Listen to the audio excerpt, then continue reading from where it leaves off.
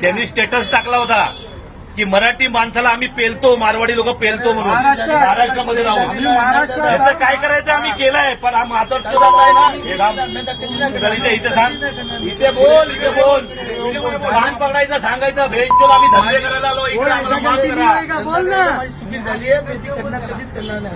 आणि तुम्हाला सगळ्यांना जाहीर सांगतो इकडे सगळ्या लोकांना की अशी जी लोक आहेत ना ह्यांच्या दुकानातून घ्यायचं बंद करा.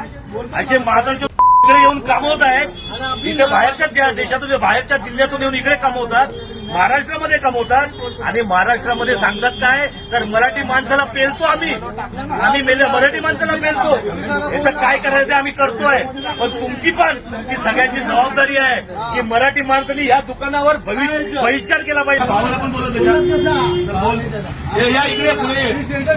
या इकडे इकडे दाखव व्हिडिओ बनव इथे. गुन्हा माफ नाही, हा गुन्हा माफ नसतो, मराठी आहे महाराष्ट्रातले.